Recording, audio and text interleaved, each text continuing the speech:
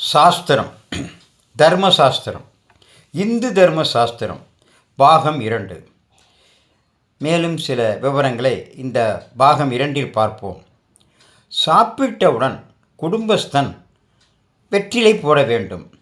வெற்றிலை நுனியில் பாவமும், முனையில் நோயும், நரம்பில் புத்தி குறைவும் உள்ளதால் இவற்றை கிள்ளி எரிந்து விட வேண்டும்.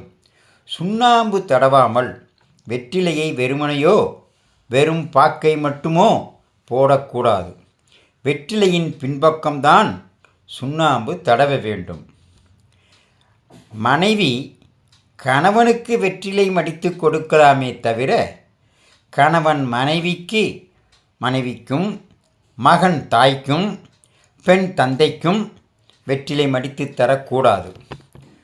குரு, ஜோதிடர், வைத்தியர், சகோதரி, ஆலயம் இங்கெல்லாம் செல்லும்போது வெறுங்கையுடன் செல்லக்கூடாது. அதாவது இவர்களை பார்க்கும்போது வெறுங்கையோடு போகக்கூடாது.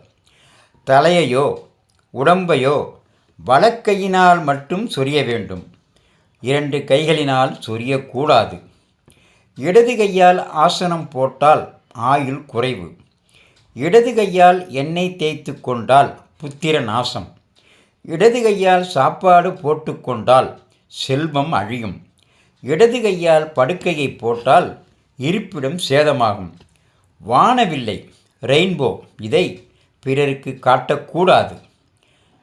உரோமம், சாம்பல், எலும்பு, மண்டையோடு, பஞ்சு, உமி, ஓட்டாஞ்சில்லி இவற்றின் மீது நிற்கவே கூடாது. பேசும்போது துரும்பை கிள்ளி போடக்கூடாது. வடக்கிலும் கோண திசைகளிலும் தலை வைத்து படுக்கக்கூடாது. நடக்கும்போது முடியை உலர்த்தக்கூடாது. ஒரு காலால் இன்னொரு காலை தேய்த்து கழுவக்கூடாது. தீயுள்ள பொருட்களை தரைமேல் போட்டு காலால் தேய்க்கக்கூடாது. சில பேர் ஸ்மோக் பண்ணிவிட்டு அதை தூக்கி கீழே போடுவாங்க. சில பேர் ஊதுபத்தி கொளுத்திட்டு அந்த நெருப்பு வச்ச கீழே போட்டு காலால் தேய்ப்பாங்க. இந்த பொருட்களை தரை மேலே போட்டுட்டு காலால் தேய்க்கவே கூடாது.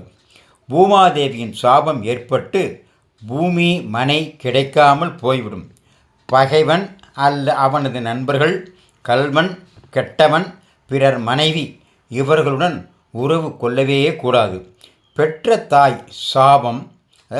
தாயோட சாபம், செய்நின்றி கொள்ளுதல், பிறன் மனைவி கூடுதல் இவை 3மே பிராயச்சித்தமே இல்லாமல் அனுபவித்தே தீர வேண்டிய பாவங்கள். இதையெல்லாம் லைக் செய்யுங்கள். சில விவரங்களை